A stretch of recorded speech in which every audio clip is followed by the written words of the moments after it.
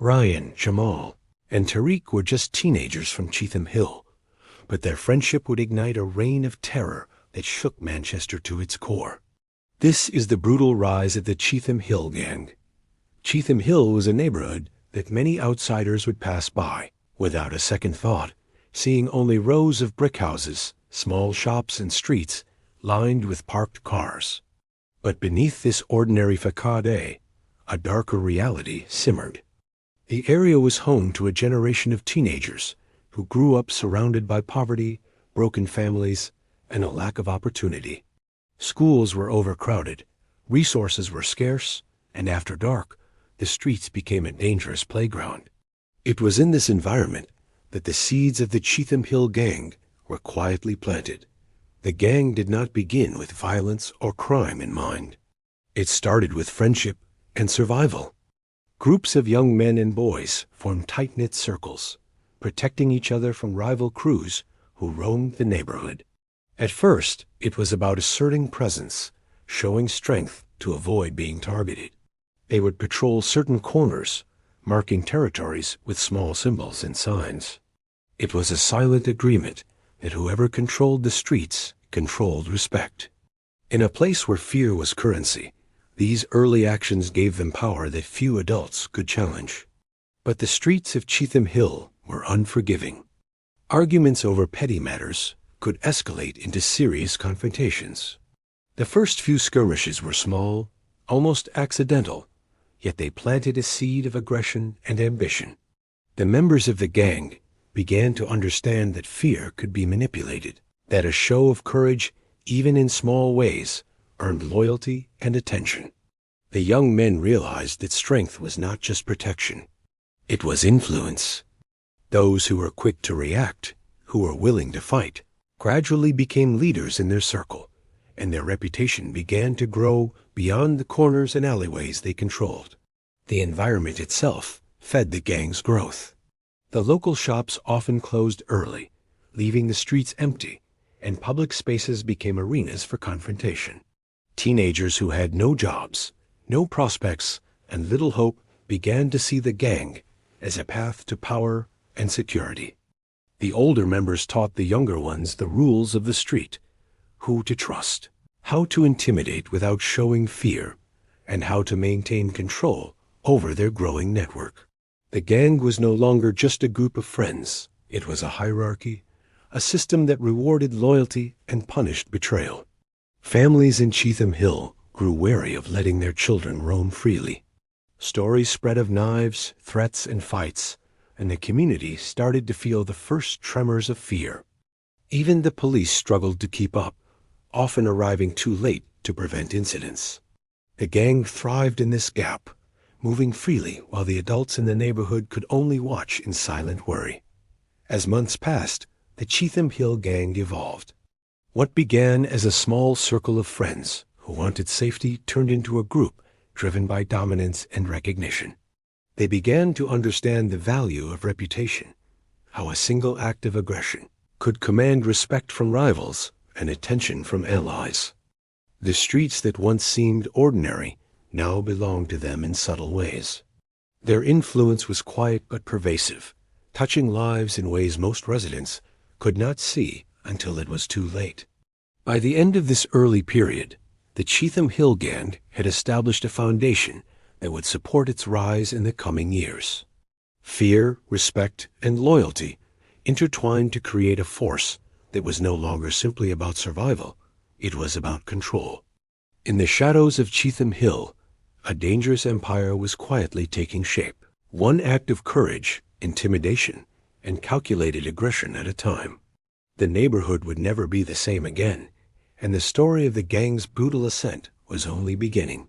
The first taste of real violence came unexpectedly, catching the neighborhood off guard and setting a chilling precedent. The Cheetham Hill Gang, still young and raw, had been testing boundaries, learning how to assert dominance over rival groups and their own territory. It began with a simple confrontation at a local corner shop, a place that was usually a hub for everyday life. What started as a minor dispute over respect and stolen goods quickly escalated. One of the gang's newer members, eager to prove himself, lashed out in a moment of anger, striking a rival teen. The blow was sudden and unprovoked, and the act sent a clear message. The gang would not hesitate to defend itself, and anyone crossing them would face consequences. Word of the attack spread like wildfire through Cheetham Hill. Residents whispered in fear, unsure who was involved and who might be next. Parents kept their children indoors. Shops fortified their doors, and the police increased patrols, though their presence did little to contain the growing tension. For the gang, however, the incident was a victory.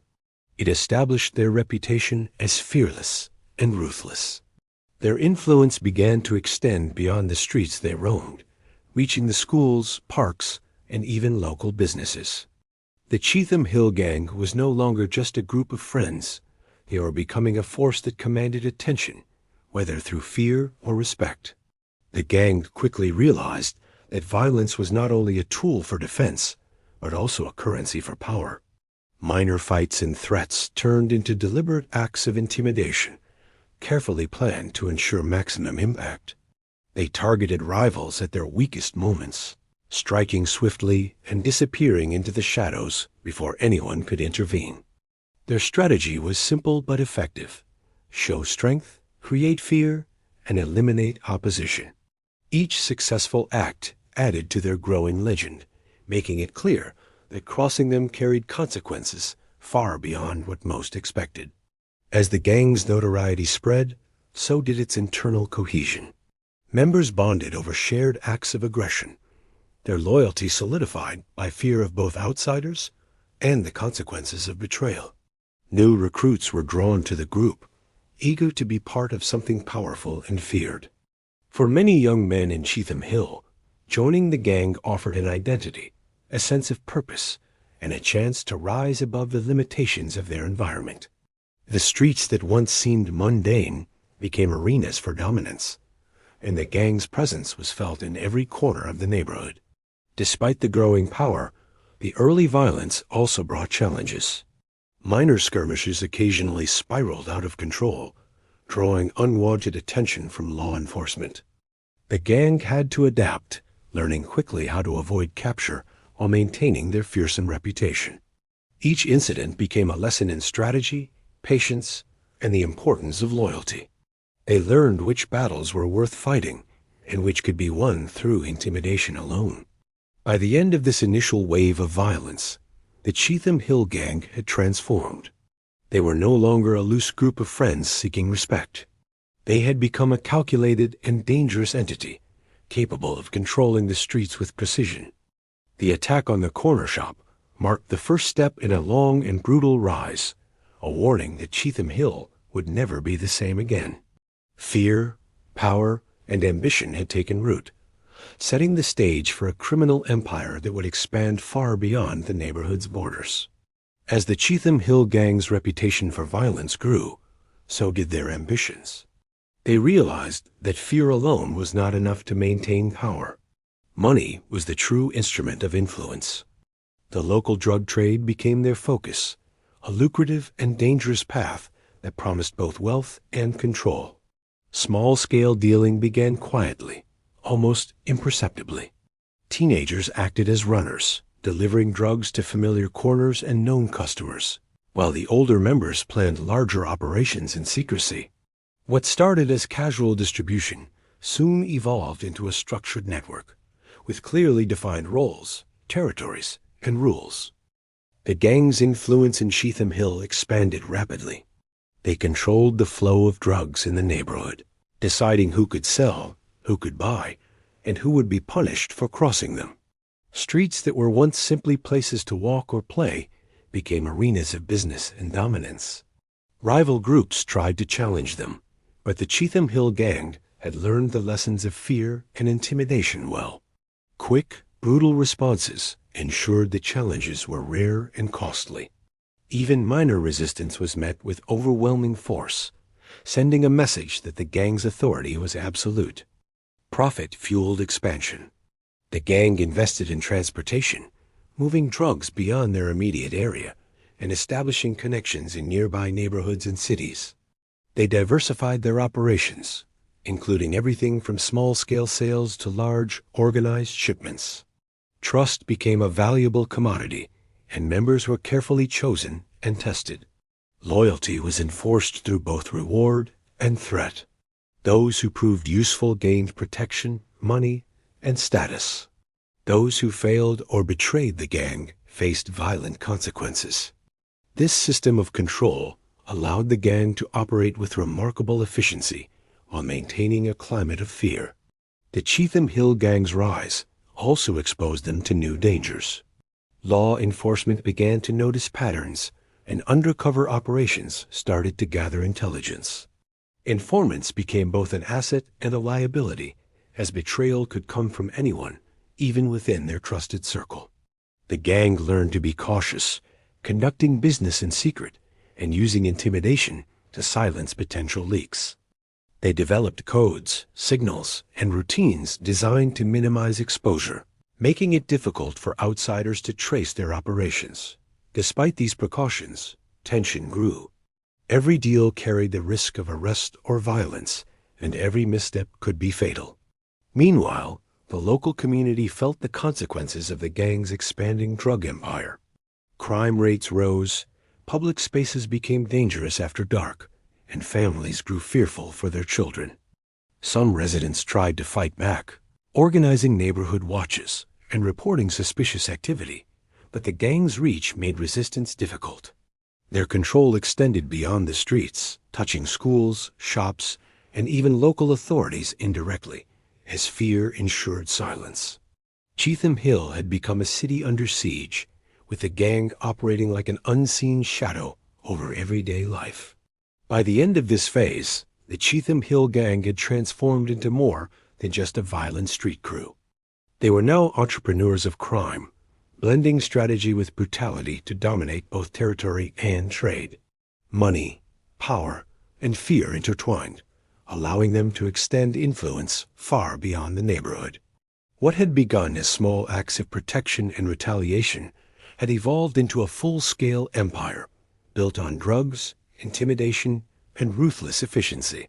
The foundation of their criminal kingdom was secure, but the pressures of growth, rivalry, and law enforcement would soon test it in ways none of them could anticipate.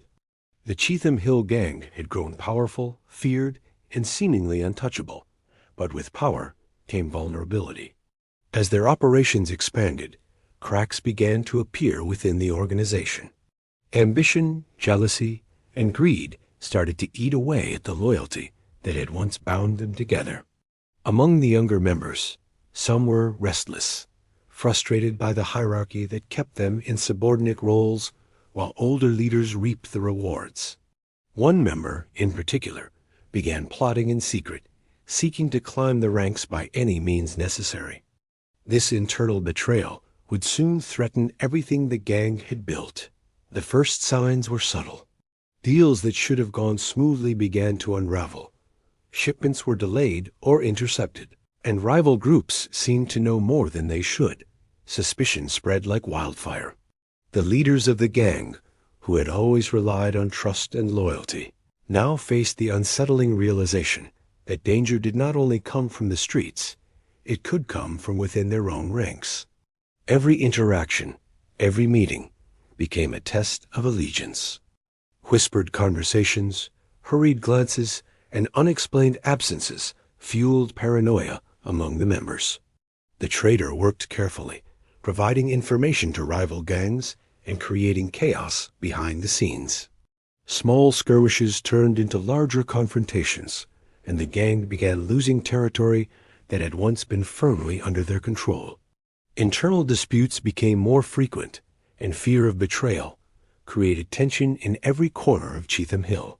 The leaders, determined to maintain their dominance, responded with swift and brutal punishment for those even suspected of disloyalty.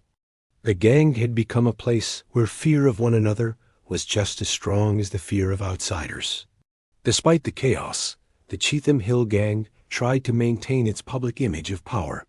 On the streets, they still carried out their operations with confidence, but behind the scenes, trust was fractured. Members were constantly monitored, loyalty tested, and alliances shifted with alarming speed.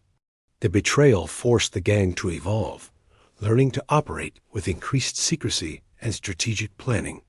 They could no longer rely solely on intimidation. Careful calculation became essential for survival.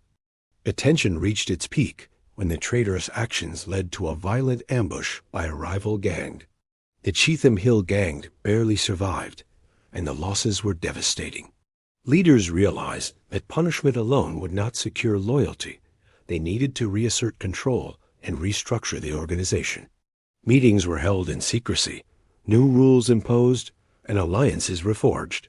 The betrayal, however, left a lasting mark, reminding everyone that power was fragile and trust was a luxury they could no longer take for granted. By the end of this turbulent period, the Cheetham Hill Gang had survived internal treachery, but at a cost. The fear that once united them now threatened to tear them apart. The gang had learned a harsh lesson. In a world driven by violence and ambition, enemies were not only on the streets, but also lurking within. The betrayal had strengthened the leaders' resolve, but left a lingering tension that would influence every decision they made. Cheetham Hill had witnessed not only the rise of a powerful criminal empire, but also the dangerous consequences of trust broken from the inside. The streets were still under the gang's control, but the shadow of betrayal would haunt them for years to come. The streets of Manchester began to change as the Cheetham Hill Gang's influence grew more aggressive and visible. Violence, which had once been sporadic and targeted, now became a constant threat to anyone who crossed their path. Shootings, stabbings, and public assaults occurred with increasing frequency, leaving neighborhoods tense and residents fearful to leave their homes after dark. The gang had perfected the art of chaos, striking swiftly and unpredictably, ensuring that their presence was felt everywhere without being easily traced. No one was safe from the gang's reach. Rival gangs were hunted relentlessly, often in ways designed to send a message as much as to eliminate competition. The Cheetham Hill Gang's attacks were deliberate and calculated, carried out in public spaces to instill fear, but executed with precision to avoid unnecessary attention from authorities. Innocent bystanders often found themselves caught in the crossfire, their lives shattered as the gang demonstrated that their power knew no boundaries. Parents barred their children from parks and streets, while shopkeepers reinforced doors and windows, all in an effort to survive in an increasingly hostile environment. The gang's hierarchy and internal structure allowed them to orchestrate attacks with terrifying efficiency. Leaders remained in the shadows, planning operations and delegating tasks to trusted members. Younger members carried out the violent work, motivated by loyalty, fear, and the lure of money and status. Each act of violence reinforced the gang's reputation, creating a cycle where fear fed power and power demanded more violence. Cheetham Hill became synonymous with danger, and the gang's name was whispered in hushed tones across Manchester. Police and local authorities struggled to respond. The gang's mobility and intelligence made them difficult to apprehend. Surveillance often yielded little evidence, and witnesses were too scared to come forward. The Cheetham Hill Gang had learned to exploit the weaknesses of the system, striking and disappearing before law enforcement could intervene. Each incident added to the sense of lawlessness, demonstrating that the gang operated above rules and consequences. Fear became their currency, and the city's residents paid it daily. The community itself began to fracture under the weight of violence. Trust between neighbors eroded, public spaces emptied, and businesses suffered as the threat of crime grew. Some attempted to fight back, forming neighborhood watches or cooperating with authorities, but retaliation from the gang often made resistance dangerous. Cheetham Hill was no longer just a neighborhood. It had become a battleground where the gang dictated terms, shaping the lives of those around them through intimidation and cruelty. Despite their ruthless tactics, the gang's internal discipline kept them cohesive. Leaders enforced strict loyalty and punished dissent harshly, ensuring that fear remained a unifying force. Rivalries were crushed quickly, and attempts to undermine their authority were met with swift retaliation. This combination of external violence and internal control solidified their dominance, making the gang one of the most feared criminal organizations in the UK. By the end of this period, the Cheetham Hill Gang's power was undeniable. The streets of Manchester bore the marks of their rise: fear, destruction, and the unsettling knowledge that violence could erupt at any moment. The gang had moved beyond petty crime and local disputes. They were now a force capable of controlling territory, influencing behavior, and instilling terror in both rivals and civilians alike. Their empire had reached its peak in visibility, and yet the pressures of law enforcement, betrayal, and internal ambition were quietly building toward the next stage of their story. As the Cheetham Hill Gang's grip on Manchester tightened, law enforcement could no longer turn a blind eye. The escalating violence, public fear, and mounting criminal activity demanded action. Police began intensive surveillance operations, tracking the gang's movements, monitoring their communications, and gathering intelligence from informants willing to risk everything to expose them. Every detail mattered: timing, territory, connections, and even personal habits of the gang members were meticulously recorded. The authorities understood that to dismantle such a well-entrenched organization, precision and patience were essential. The gang, however, was not unaware of the growing pressure. Rumors of police investigations and informants created an atmosphere of paranoia within the group. Leaders tightened control over members, increasing secrecy and reducing unnecessary communication. Meetings moved to hidden locations, and new codes were developed to obscure plans. Even the youngest members were reminded that any slip-up could mean disaster. Trust, which had once been enforced through fear and loyalty, now required constant verification. The shadow of surveillance loomed over every operation, and the gang began to realize that their empire was under threat for the first time. Informants proved to be both a lifeline for law enforcement and a source of danger for the gang. Some members were turned by fear of imprisonment or promises of leniency, while others acted out of resentment or personal vendettas. Each leak of information forced the gang to adapt quickly, altering routes, modifying operations, and punishing suspected traitors with brutality. Internal suspicion intensified, adding strain to a group already accustomed to violence. Every alliance was tested, and loyalty became a currency more valuable than money or weapons. Undercover operations added another layer of pressure. Officers posing as low-level criminals sought to infiltrate the gang, gaining insight into their drug trade, hierarchy, and plans for expansion. These covert agents risked exposure daily, moving among hardened criminals who expected obedience and secrecy. Even the smallest mistake could trigger lethal consequences. Yet their work was vital in collecting evidence, understanding patterns, and preparing for eventual arrests of high-ranking members. Slowly but surely, law enforcement began to piece together the structure of the gang's criminal empire. The tension between the gang and the authorities reached a critical point when a series of raids targeted minor members. While no leaders were captured initially, the arrests sent waves of panic through the organization.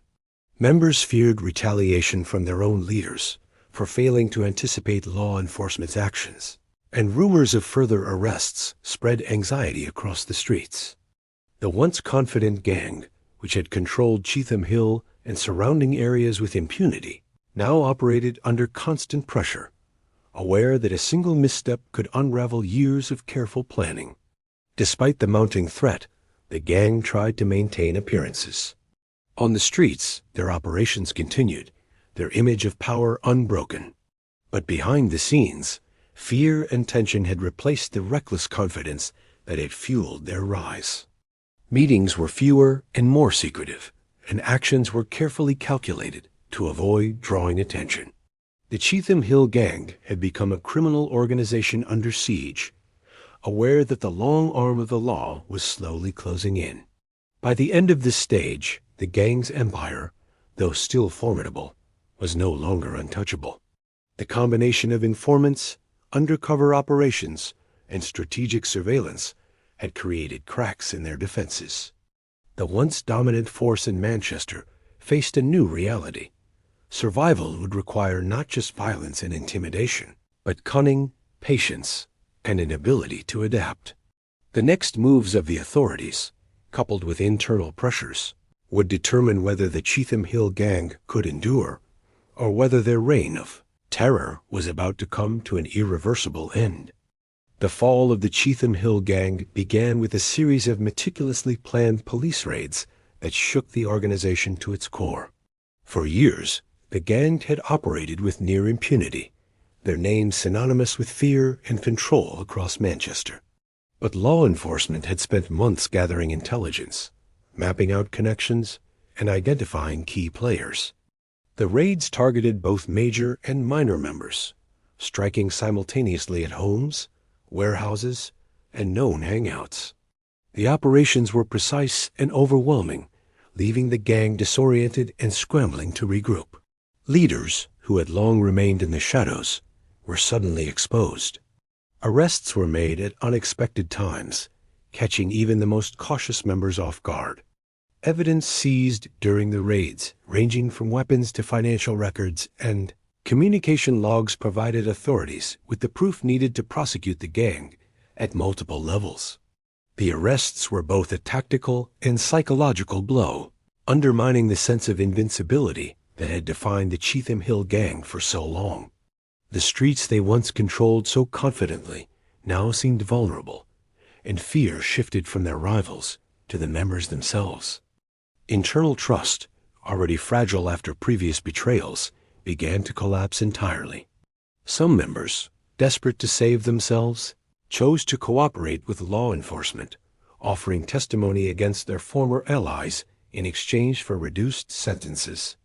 Others went into hiding, leaving the gang's operations in disarray. The once cohesive network that had dominated Cheetham Hill for years was now fragmented and chaotic. Leaders struggled to maintain order, but the combination of arrests, defections, and fear made control nearly impossible. Loyalty, which had been enforced through both fear and rewards, now became unreliable. The gang's enemies, sensing weakness, attempted to reclaim territory and settle old scores. Small skirmishes and confrontations erupted, but the gang's diminished numbers and fractured command structure meant they could no longer respond with the same efficiency or brutality as before. Their reputation, carefully built over years of violence and intimidation, began to falter. Rumors of betrayal and exposure spread rapidly, further eroding morale. Members questioned who they could trust, unsure if allies were secretly working with police or rival gangs. The environment that had once strengthened their dominance now accelerated their collapse. Outside the organization, the impact of the gang's fall was immediate. Residents cautiously returned to streets that had been avoided for years. Businesses began to reopen, and a sense of normalcy slowly returned to Cheetham Hill. Yet the shadow of the gang remained. Former members, whether imprisoned or in hiding, still carried influence in certain areas, and the memory of violence lingered. The neighborhood had been marked by fear, and the scars left by the gang's actions were both physical and psychological. By the end of this period, the Cheetham Hill Gang, once untouchable and feared across Manchester, was no longer a unified force. Their criminal empire had collapsed under the weight of law enforcement pressure, internal betrayal, and the consequences of their own ruthless actions. What had been years of carefully orchestrated power and intimidation was reduced to chaos, fractured loyalties, and legal battles. The fall of the gang was a stark reminder that even the most powerful criminal organizations are vulnerable when trust breaks down and the law catches up. Their story, though ending in downfall, would continue to echo through the streets of Cheetham Hill, a chilling lesson in the rise and fall of those who wield power through fear. Even after the arrests and the collapse of the Cheetham Hill Gang, their presence continued to haunt the streets of Manchester. The gang's reign of violence had left deep scars on the community, and the memory of their power lingered long after their downfall. Residents who had once lived in constant fear cautiously resumed their lives. But the knowledge of what had occurred and what could have happened kept the neighborhood on edge. Cheetham Hill had been forever changed, its streets a reminder of the brutal consequences of unchecked crime and ambition. The gang's former members faced a variety of fates. Some were imprisoned, serving lengthy sentences for the crimes they had committed, while others tried to escape their past, relocating to new neighborhoods or going underground. A few attempted to reintegrate into society, but their notoriety followed them, making ordinary life difficult. Even outside prison walls, the weight of their actions and the fear they had instilled left an indelible mark on their reputations. For many, the choices that once seemed like shortcuts to power and money had led only to loss, betrayal, and regret. Cheetham Hill itself slowly began the process of healing, though the path was neither quick nor easy. Community initiatives and neighborhood programs worked to reclaim public spaces, providing safe areas for children and young people that had once been dominated by fear and crime. Schools, local businesses, and community centers became focal points for rebuilding trust and social cohesion. The gang's legacy, while dark, served as a stark reminder to residents and youth alike about the dangers of criminal life and the heavy cost of violence. Law enforcement continued to monitor the area, mindful that the collapse of one gang could leave a power vacuum for others to exploit. While the Cheetham Hill Gang was broken, the potential for new groups to emerge remained a concern. Police partnerships with community organizations became increasingly important, as residents were encouraged to report suspicious activity and support preventive measures. The fall of the gang highlighted not only the effectiveness of law enforcement, but also the importance of community resilience in combating crime. The story of the Cheetham Hill Gang became more than a tale of violence. It evolved into a cautionary legend. Parents shared warnings with their children.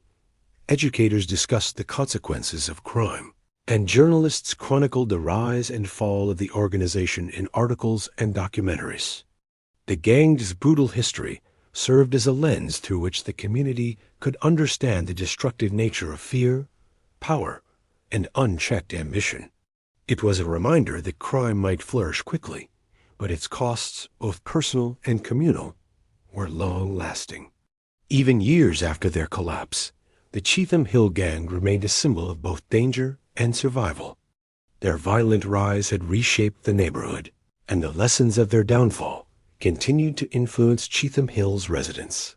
Fear had been replaced by vigilance, chaos by cautious order, and despair by cautious hope. The streets, once dominated by a ruthless gang, had become spaces where community, resilience, and awareness slowly reclaimed what had been lost. The legacy of the Cheetham Hill Gang lived on not through continued crime, but through the hard-earned lessons of a community that had witnessed the devastating impact of violence, betrayal, and ambition, and had survived to tell the story.